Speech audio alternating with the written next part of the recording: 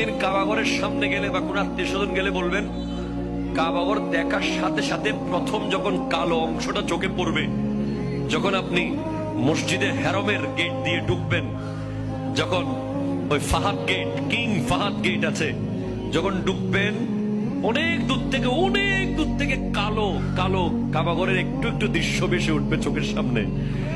তখন দোয়াটা করবেন, কি দোয়া করবেন কয়টা? যখন কয়টা? একটা দোয়াই কবুল হবে দেখার সাথে সাথে।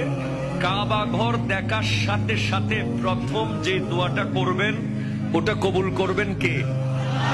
এখন শিখে নেন, অনেক মানুষ জানেন না হিকমত।